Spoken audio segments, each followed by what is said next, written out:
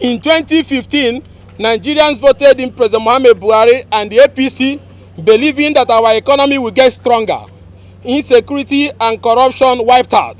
But 6.5 years after, the economy has totally collapsed, and the lives of Nigerians are now so cheap that the government does not show empathy anymore.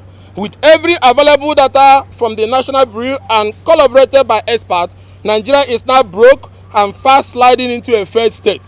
In 2015, the APC shouted to the high heavens that insurgents and terrorists has taken over and controlled large expanse and territories of Nigeria, up to the size of Belgium. But today, very hungry Nigerians are in shock that insurgents, bandits, terrorists, and kidnappers are now in firm control of Nigerian territory as large as Hungary. Hungary is at least 3 times the size of Belgium. The worst part is that the government is so confused and does not know what to do. These terrorists have advanced close even to the Federal Capital Territory, Abuja, and are in firm control of almost all the entire local government areas in neighboring Niger State, and the government continues to gripe. All telecommunication signals have been cut off in the entire Zamfara State and almost all of Kaduna. This has made it practically impossible for communities under attack to call for any help whatsoever, leading to the killing of entire villages and communities, which are discovered long after the bandits have left. Katsina State government, which is the president's own home state, has lost total control of almost half of its 34 local government areas to these bandits. Niger State, which has common boundary with Abuja, has lost some local government areas. Sokoto State is also now under attack. It must be stated that these areas were very peaceful before the coming of APC and President Muhammad Buhari.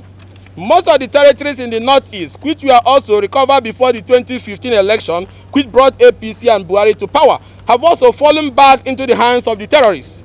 The entire national security architecture has collapsed, and Nigeria is daily losing the war despite the trillions of naira spent by this government on security situation. Virtually all schools and educational institutions in many parts of northern Nigeria have been shut down. Keeping our children uneducated is the surest way to keep them poor, and also fastest way to make them possible recruit for these terrorist bandits. Farmers in Nigeria now find it extremely difficult, if not impossible, to go to their farms again, leading to the skyrocketing of prices of very basic food commodities. Yet, we have a president who, instead of admitting his failure, was blaming imaginary middlemen. Pure water is now 20 naira. Are middlemen also to be blamed for the 100% increase in price, this price has remained at 10 naira for almost 14 years. President Buhari does not even understand the problem facing the country. Hence, he does not have the solution or an idea of what the solution looks like. The bad policies, misapplication of funds, corruption and looting, and the lack of ideas and incompetence of President Muhammad Buhari are responsible for the worsening economic situation of the country. Dear Nigerians, corruption is at a scale never contemplated or seen in our nation's history. Even during the most corrupt Abacha regime, unbridled corruption has become the order of the day in our public life. There is seemingly a race among officials of this APC government to know who will loot the most. Almost all former office holders in our country who have pending criminal charges against them have all crossed over to the APC to have their sins against our country forgiven. It is on record that the APC has so played ping-pong with the war against corruption, which it inherited in 2015, to the extent that to date no member of the APC who was a former office holder have been charged to court, including states like Zamfara, Imo, Osun, Nasarawa, which were ravaged by their former governors who are members of their party. Again, it is on record that this APC government, despite their deceitful claims to Nigerians that they will fight corruption, has till date not successfully prosecuted any former office holder for corruption under their government. Nigerians can testify that there is no more public sector anti-corruption war being discussed anywhere. EFCC is now only chasing Yahoo boys, yet our public officials daily line their pockets with our common patrimony without fear. There is a wise saying that says, "Show me your friends and I will show you who you are." Yes. Nigerians are please invited to see who the friends of President Muhammad Buhari and the APC are. Their friends are the same persons who looted the country dry and who were charged to court by the previous government and those who are also currently looting the country dry. The more you loot, the closer you are to the seat of power in Aso Rock, and the closer you get to President Muhammad Buhari.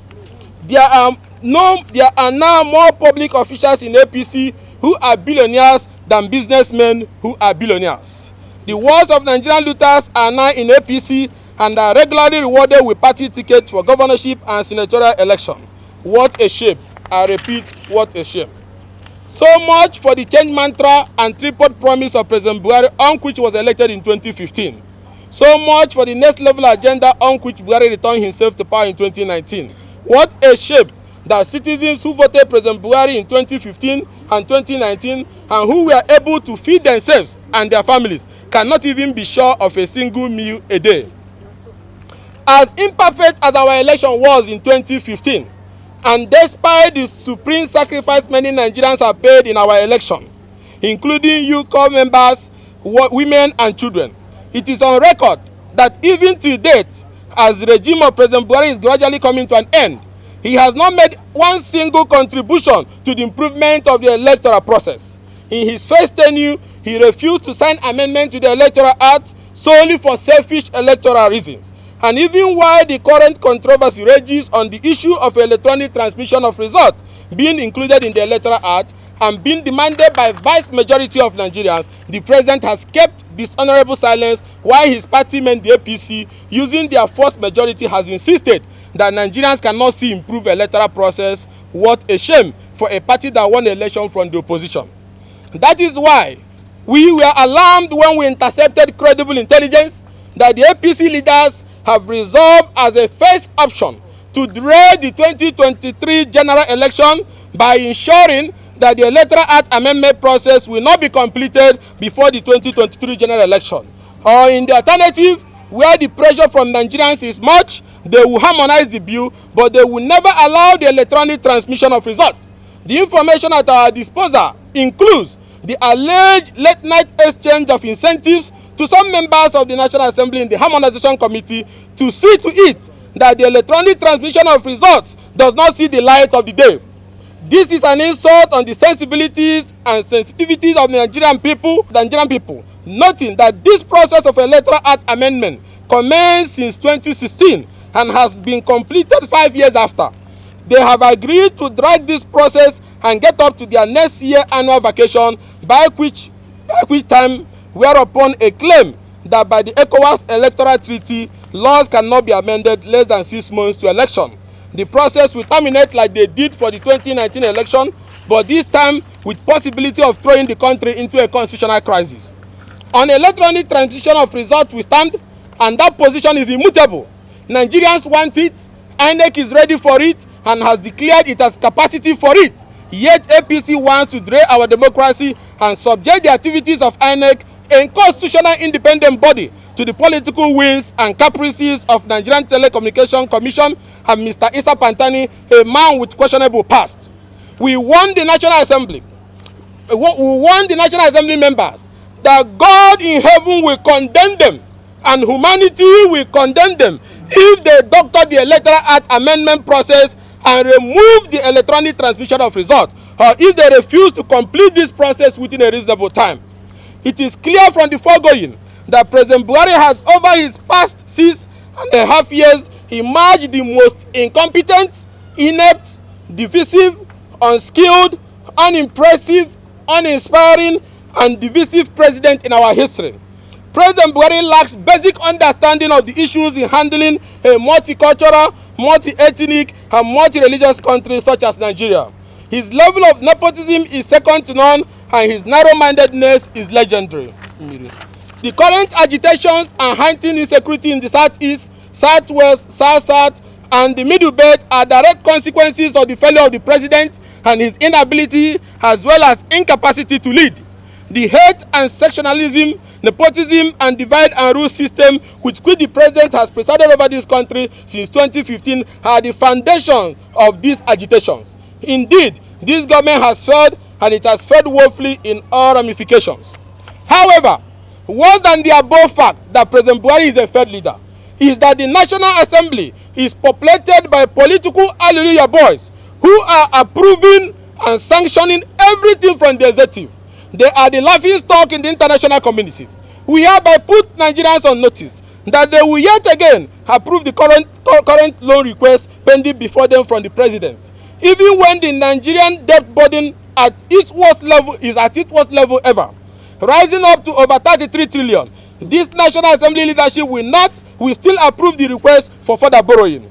Even when the government cannot account to Nigerians on what this project, the money they claim to have been borrowed, where they are and what they have done, the National Assembly will still approve this one without asking questions.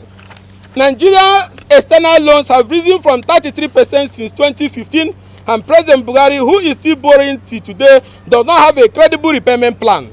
Nigerians must know that for every 1,000 naira Nigerians makes today, 980 naira is used for payment of debts. Which country can survive under such condition? What a shame. Nigeria now spends more on debt servicing than on health and education. Due to the incompetence of the president, there have been an actual decline in the country's revenue. In 2020, the total revenue of the government was just about 3.4 trillion, despite all the increases in the prices and cost of every government service, whereas in 2015, total revenue of government was 5.43 trillion. Oil prices were higher in 2020 than it was in 2015, yet revenue was declining. Nigeria is suffering the cost and consequences of the incompetence of one man by name President Buhari and the corruption of a reckless political party, the APC. Clearly, President Buhari is running a moly economy that is 44 sitting, 99 standing. We call on the opposition members in the National Assembly to work in alliance with patriotic members who are imprisoned in APC and seeking liberation to commence action and impeach the President of the Senate, Senator Ahmed Lawan, and the indicted Speaker of the House of Representatives, Mr. Femi Gbajabiamila, immediately as a matter of national interest. Any further delay will occasion irreversible damage to the fabrics of our country. These two men have reduced the once respected parliament to house of political hallelujah that exists for the purpose of running errands for President Buhari and endorsing all his failed agenda. Never in the history of our parliament have the parliament elected such political clans. Both men have failed to guide their colleagues to act as checks and balances to the executive. Rather, both and their allies in the parliament are in a struggle on who will serve President Muhammad Buhari and the APC more than they will serve Nigeria, and have proven beyond reasonable doubt that they do not mean well for Nigeria. Their interests are less than noble and patriotic, and it is best for Nigeria to stop them now before the destruction gets worse. When we resisted the emergence of Speaker Gbajabiamila, we did that because we know that a man indicted for dishonest act in the US cannot stand up to checkmate a regime that is acting in breach of the law. Every day Gbajabiamila presides as Speaker, the parliament is ridiculed because it is a taboo for a man caught in dishonesty to be making law for honest people. Senate President Ahmed Lawan and indicted Speaker Gbajabiamila have not only reduced but completely removed the bar of the lawmaking process. Lawmakers are no longer respected and are ignored even when they officially summon officials of the executive. When this mission of change